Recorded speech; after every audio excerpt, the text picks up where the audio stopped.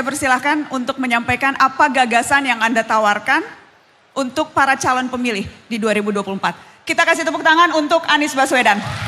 Thank you, makasih. Terima kasih, Assalamualaikum warahmatullahi wabarakatuh.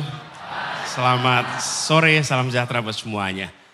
Bu Rektor dan seluruh jajaran pimpinan Universitas Gadjah Mada yang saya hormati, teman-teman mahasiswa dan seluruh hadirin. Saya merasa mendapat kehormatan untuk berada di sini menyampaikan gagasan terkait dengan amanah yang sedang diembankan kepada kami. Indonesia adalah sebuah negara dengan penuh potensi. Dan ketika kita memilih untuk merdeka dan mandiri, kita memiliki cita-cita, kita memiliki janji dan tujuan. Apa itu? Menghadirkan sebuah keadilan bagi seluruh rakyat Indonesia. Itu janji yang kita sepakati ketika Republik ini berdiri. Pra kemerdekaan kita hidup dalam kolonialisme dan itu artinya negeri Belanda kaya, negeri Nusantara miskin. Dan kita sekarang bertanggung jawab untuk bisa menghadirkan keadilan, kesetaraan. Itulah misi utama dari perubahan. Apa terjemahannya? Kami menginginkan dan kami merencanakan agar akses pada fasilitas dasar setara. Pertama, kesehatan. Kita menginginkan agar akses kepada kesehatan dari mulai ibu mengandung, bayi dalam kandungan, sampai dengan ketika mereka aktif, termasuk perlindungan, coverage atas atau jaminan kesehatannya. Yang kedua, pendidikan. Pendidikan adalah bekal utama untuk mengembangkan potensi setiap manusia Indonesia. Dan kami tidak ingin menyebut dengan istilah sumber daya manusia. Kami ingin mengembangkan kualitas manusia Indonesia. Karena manusia tidak perlu dipandang sebagai sumber daya untuk kegiatan perekonomian. Ini kemudian wujudnya apa? Kesetaraan kesempatan. Jumlah bangku SD, SMP, SMA yang sekarang bentuknya seperti piramida. Makin tinggi jenjang pendidikannya, makin sedikit jumlah bangkunya.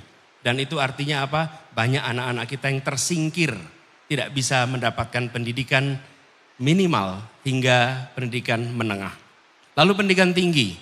Pendidikan tinggi harus menjadi institusi yang bisa diakses oleh anak siapa saja, bukan hanya anak kelas menengah Indonesia.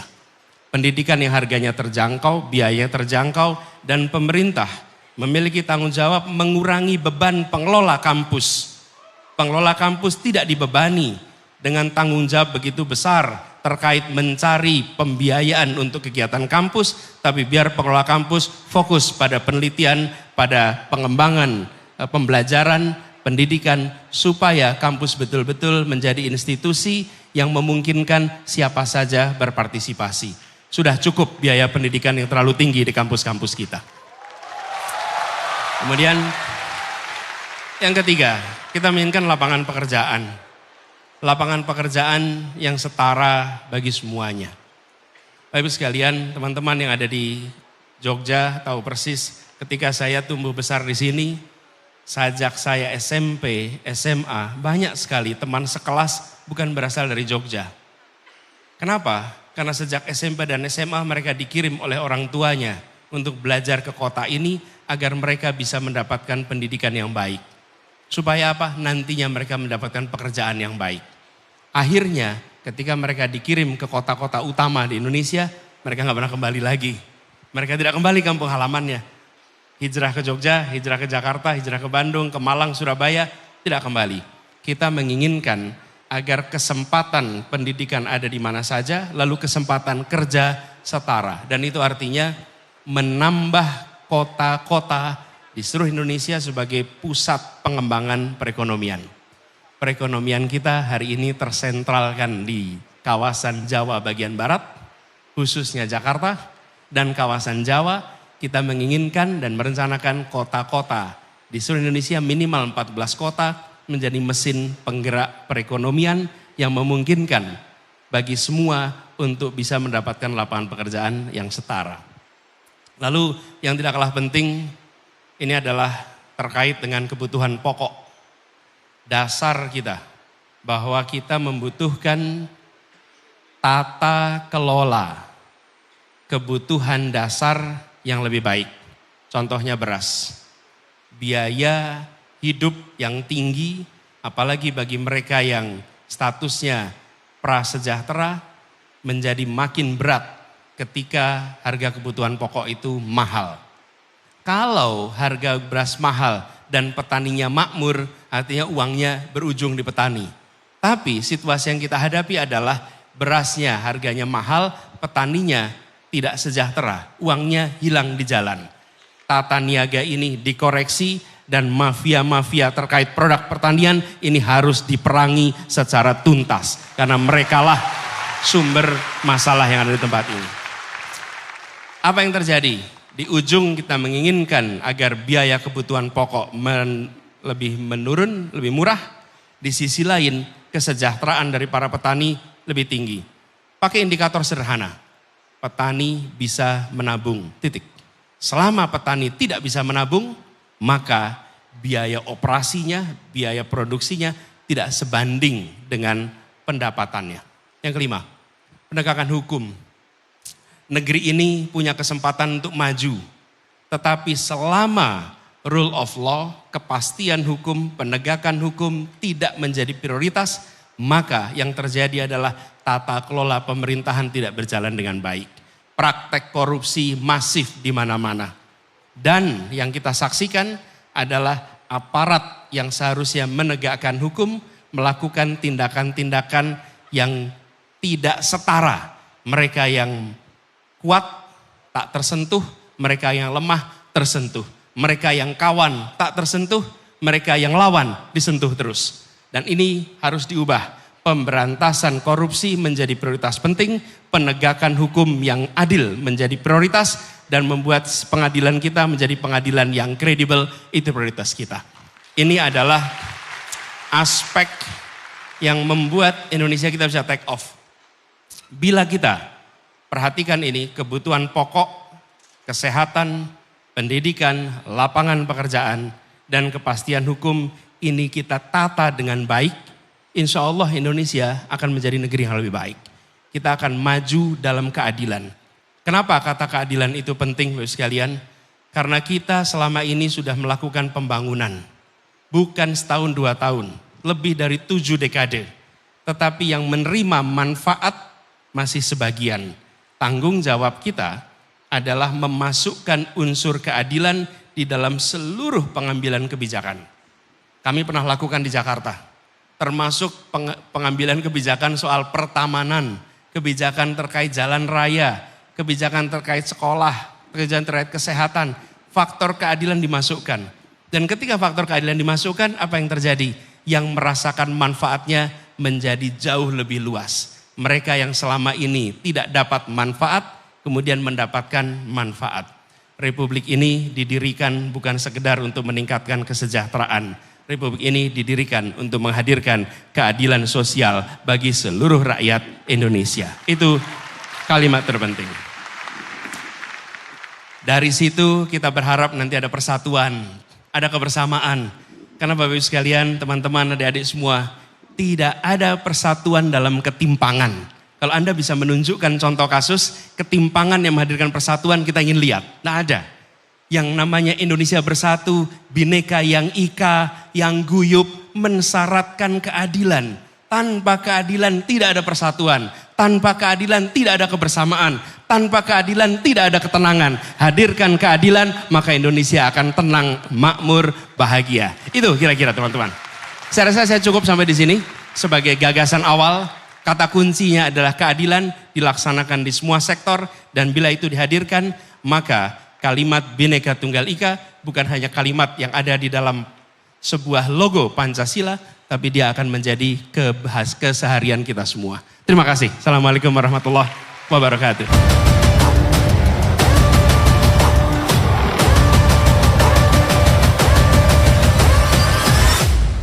Assalamualaikum warahmatullahi wabarakatuh. Salam sejahtera untuk kita semua. Om Swastiastu, Namo Buddhaya, Rahayu. Saya mau memulai dari cerita beberapa waktu lalu kita menjadi tuan rumah untuk KTT ASEAN. Lanjut. Di KTT ASEAN ini ternyata nama Indonesia betul-betul sangat dipercaya. Sebelumnya adalah G20. Maka kalau kita melihat, lanjut, kita akan menunjukkan kepada dunia bahwa Indonesia adalah negara terpercaya yang berada dalam track yang benar. Optimisme ini mesti dibangun. Tentu ada mimpinya seperti yang ada di situ. Mimpinya apa? Menuju 2045, 100 tahun Indonesia, atau kalau mundur-mundur di 2050, setidaknya ekonomi kita akan melompat dari 17 rankingnya menjadi 4. Itu akan bergantung kita dan yang duduk di depan saya. Kira-kira itu. Dan kira-kira teman-teman, kita punya PR yang tidak gampang. Apa itu climate change? Yang kemudian kita mesti betul-betul berpikir sangat-sangat serius. Sangat serius pada persoalan ini. SDM kita tidak unggul, gak akan bisa kita tangani. Anggaran kita tidak cukup, tidak bisa kita tangani. Kepedulian tidak ada, no way. Tidak akan bisa tertangani. Pada sisi itu, saya kira yang hadir di sini, teman-teman yang duduk di depan ini, yang di atas, di balkon semuanya, pasti akan menjadi bagian apa yang disebut sebagai bonus demografi. Di layar terpampang, kelas menengahnya ada 44%, dan kemudian tenaga produktifnya 69%. Sebuah aset yang tidak main-main. Tidak main-main. Maka pada saat itu, inilah yang hari ini mesti kita siapkan betul untuk meraih itu. Meraih dengan serius, menyiapkan dengan baik. Dan hari ini saya senang diundang di UGM, karena ini bagian atau menjadi Center of Excellence. Kampus yang betul-betul sebenarnya bisa kita ajak, kita order untuk merancang itu dengan baik, dengan data yang bagus, riset yang bagus dan seterusnya. Dan transformasinya ada 6 pilar. 1, soal pangan yang mesti dipenuhi. India sudah tidak mau mengekspor lagi. India tidak mau. Vietnam, Thailand menahan diri. Indonesia yang kaya banget, apakah cukup bisa meningkatkan produktivitasnya? Apakah cukup SDM kita memberikan? Apakah cukup benih yang baik? Apakah cukup saprotan yang bagus? Dan apakah ada off-taker yang bisa mengambil sehingga stabilitas harga tercapai? Pangan, termasuk diversifikasinya. Kembali lagi, yang berikutnya kemudian kita bicara kondisi lingkungan yang tadi sepenggal saya ceritakan karena global climate change kemudian terjadi situasi yang memburuk. Saya kira di beberapa tempat sekarang sudah mengalami gangguan ISPA karena polusi yang sangat luar biasa. Dan kita mulai pelan-pelan untuk mendorong, mengingatkan, berkomitmen sejak Kyoto Protocol, kemudian Paris Agreement, 190 negara saya kira, dan COP besok akan diselenggarakan di Uni Emirat Arab, semua akan ditagih komitmennya. Seserius apa? Roadmap-nya seperti apa? Suka tidak suka, mau tidak mau. Maka mengurangi gas emisi, ekonomi hijau, ekonomi biru yang menjadi potensi untuk bisa kita kembangkan, itu yang mesti kita lakukan. Kembali lagi. Maka teman-teman, pada saat itulah kemudian tidak cukup ledakan penduduk yang sangat luar biasa. Bumi saya kira sudah berada pada kapasitas yang berlebih. Suka tidak suka, energi sangat dibutuhkan. Tapi energi yang mencemari, rasa-rasanya, oke bro, metal dulu bro. Yes. Energi yang mencemari pasti sudah akan ditolak. Pasti sudah akan ditolak. Tapi yang renewable yang mana? Apakah sudah cukup? Panel surya-nya sudah cukup belum?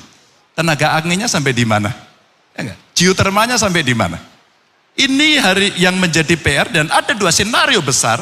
Senario moderat 2034 kita 31,8%. Di 2029 kita 23,5%. Tapi kalau mau skenario optimis, kira-kira 2034 kita berada di 56,9%. Berat, tapi kita harus lakukan. Suka tidak suka, no choice. Ini yang akan terjadi. Kembali lagi, maka pada saat itulah percepatan yang harus dibangun itu tidak cukup mengandalkan hanya human. Kita butuh alat. Kita butuh alat. Apa instrumen yang bisa membantu? Artificial intelligence, dunia digital yang infrastrukturnya mulai disiapkan sejak sekarang agar di remote area pun menjadi fair. Ada keadilan yang mereka terima sehingga dia bisa mendapatkan itu. Dan kalau itu bisa berkembang sampai dengan ekonominya, bahkan sampai ekonomi digital itu ada potensi yang bisa kita baca. Saya coba mencari teman para pakar untuk menghitung 4.531 triliun. Tentu tantangannya sudah kelihatan, infrastruktur, literasi digitalnya yang mesti dipenuhi, dan akselerasi yang mesti kita lakukan. Kembali lagi, maka teman-teman, Bapak Ibu sekalian, energi sudah, digitalisasi sudah, maka pendidikan dan kesehatan, tugas negara. Tugas pemerintah adalah ngurusi orang sejak ibu hamil, sejak kita masih dalam kandungan, sampai terlahir, kemudian meninggal. Negara mengurusi semuanya yang ada di situ. Maka modal manusia sehat, modal mereka yang sehat lahir batin adalah yang utama. Adalah yang utama. Teman-teman, kalau itu kita sudah punya, gak ada stunting, maka pertumbuhan jiwanya bagus, fisiknya bagus, otaknya bagus. Begitu dikasih pendidikan bagus, mereka akan mendapatkan itu. Pendidikan dan kesehatan yang baik. Dan kalau itu sudah berjalan terus menerus, maka kita bisa lihat, lanjut yang tadi dari pendidikan, maka kita bisa lihat kondisi. Ya, bidang kerja yang tidak sesuai sekarang 53,3%. Ini orangnya kreatif, terlalu punya talenta tinggi, atau salah jurusan. Ini yang terjadi. Upah di bawah UMR masih 49, maka hari ini menjadi PR yang nanti mesti kita bereskan. Dan tingkat pengangguran terbuka masih 5,83%. Maka job creation yang hari ini betul-betul kita butuhkan.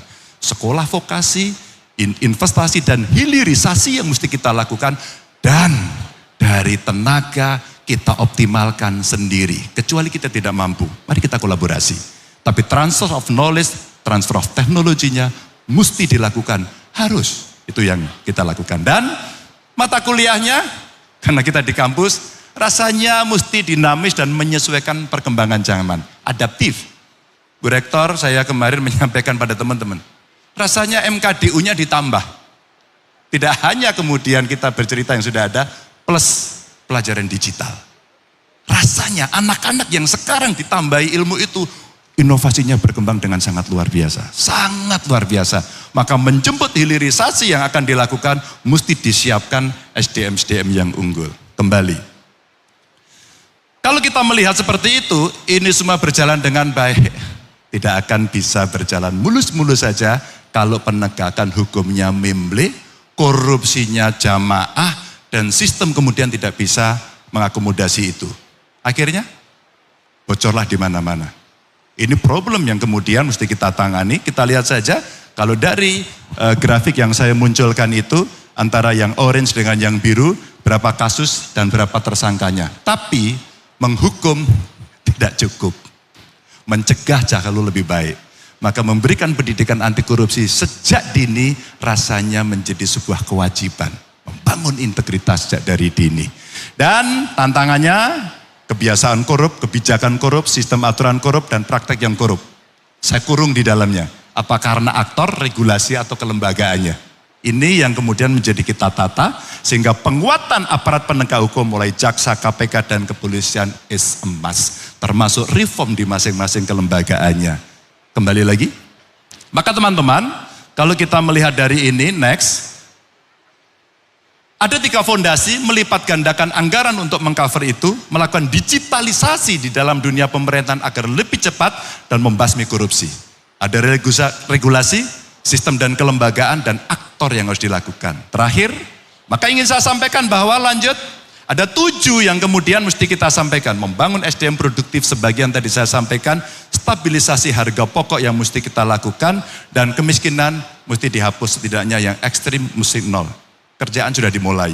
Memperkuat jaring pengaman sosial sampai dengan hilirisasi menuju industrialisasi kelasnya dunia. Dan tingkatkan nilai tambah infrastruktur yang hari ini sudah dibangun oleh pemerintah sebagai fondasi yang kuat. Dan mari kita kembalikan alam Indonesia jauh lebih baik. Terima kasih. Wassalamualaikum warahmatullahi wabarakatuh.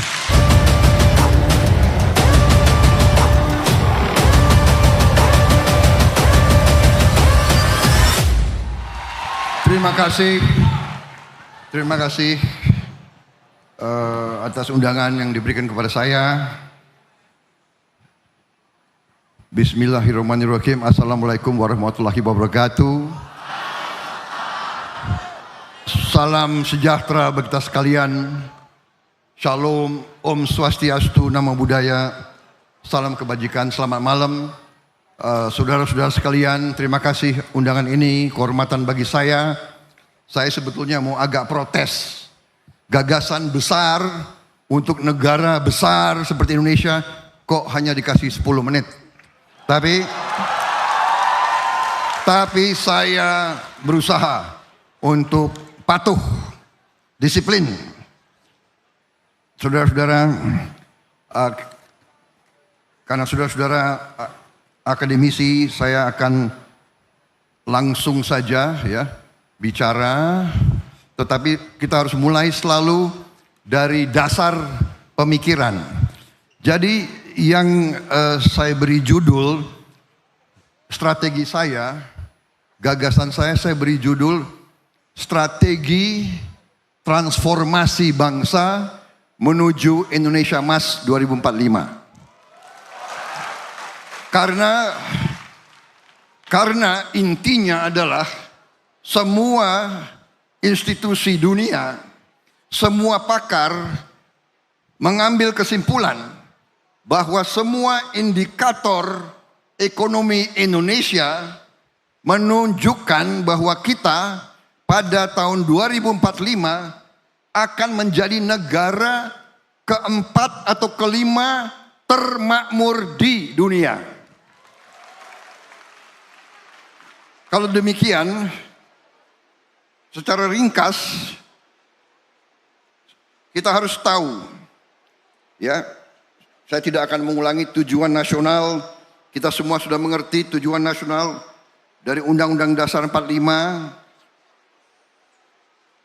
Tapi kita langsung saja kepada target Indonesia Emas itu apa? Kalau kita bicara target Indonesia Emas, apa yang kita maksud? Yang kita maksud produksi nasional kita, produksi domestik bruto, apa yang disebut PDB kita, yang sekarang atau 2022 itu 1,3 triliun US dollar, ya. Tahun ini 23 saya baru dapat laporan kita sudah mencapai 1,4 triliun.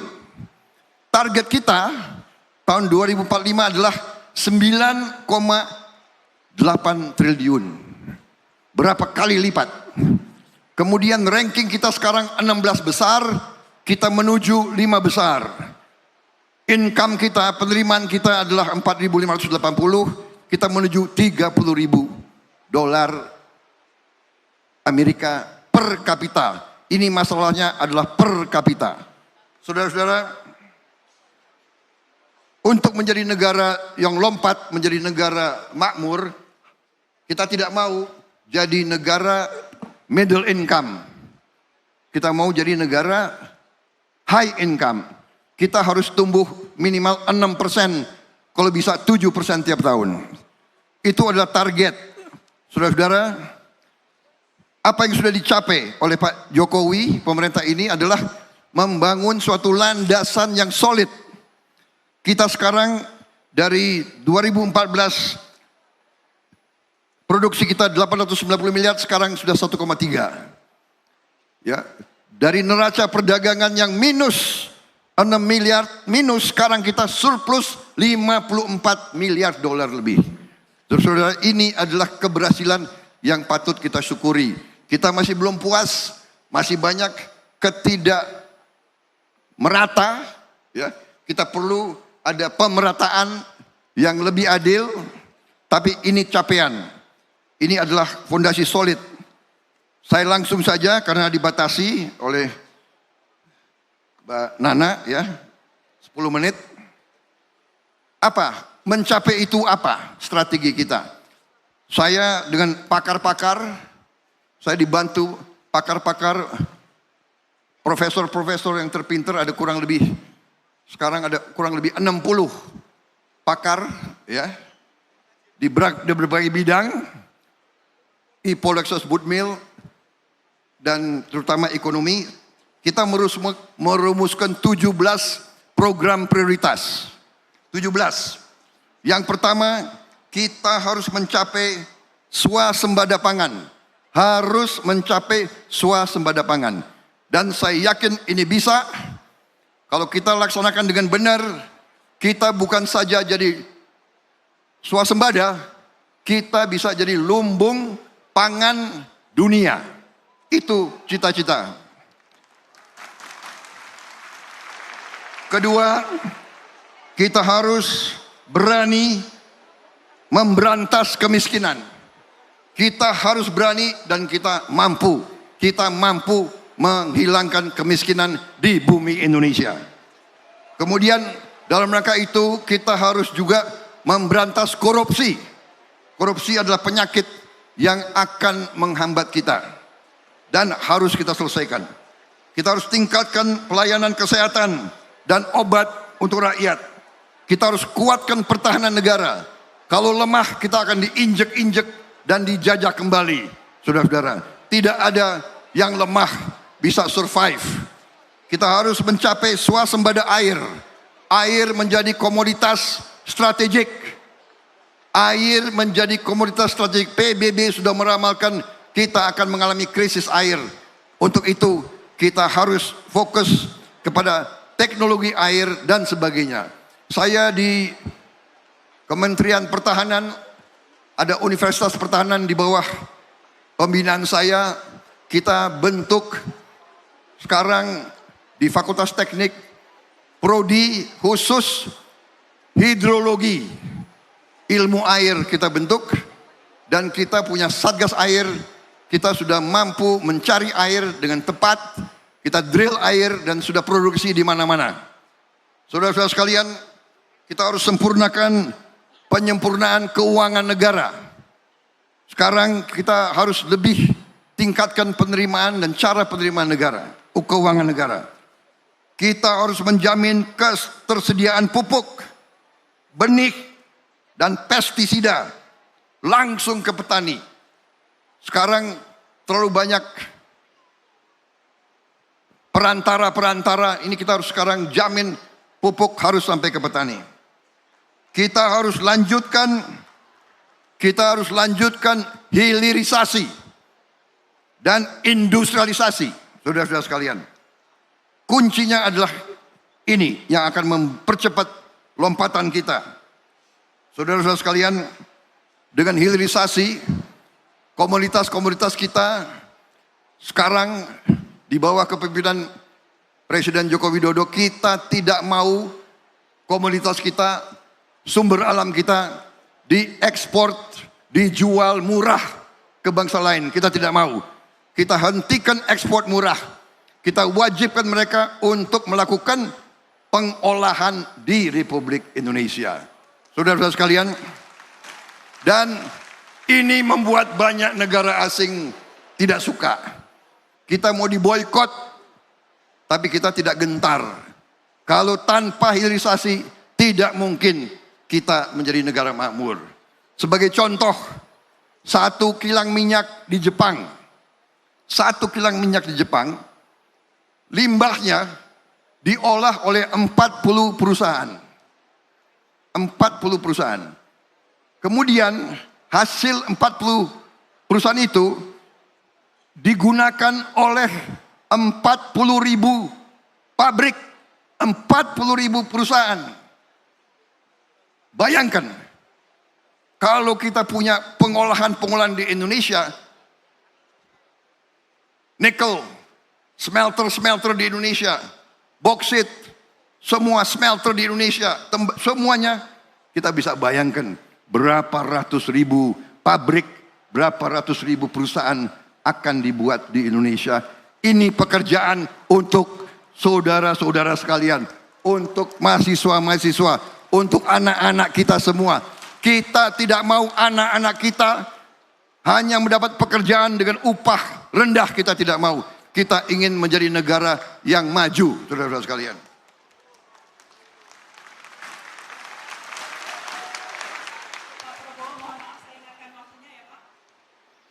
Ya sebentar lagi lah, Mbak Nana. Kalau gitu saya kasih bonus 1 menit ya Pak. Saya kasih bonus 1 menit. Rumah murah untuk masyarakat desa dan rakyat yang membutuhkan. pemberantasan narkoba, melanjutkan pemerataan ekonomi, penguatan UMKM, pembangunan IKN sebagai pemerataan,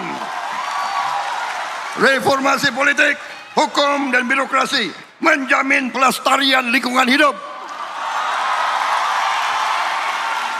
pelestarian seni budaya, dan peningkatan ekonomi kreatif dan prestasi olahraga. Kita ingin ikut Olimpiade, kita ingin ikut Piala Dunia, saudara-saudara sekalian. Terakhir, 8 program hasil cepat, membangun sekolah-sekolah unggul terintegrasi di setiap kabupaten, mencetak, memproduksi lumbung pangan, melanjutkan program Kartu Indonesia Sehat, Kartu Indonesia Pintar, Kartu Sembako, Kartu Prakerja, program Keluarga Harapan, memberi makan siang dan susu gratis di sekolah, serta bantuan gizi untuk ibu-ibu hamil, mendirikan penerimaan negara, tingkatkan rasio penerimaan negara dari PDB menjadi 20%. Saudara-saudara sekalian, menaikin gaji guru, aparatur sipil negara, TNI Polri, dan kepala desa dan perangkat desa. Terima kasih. Selesai.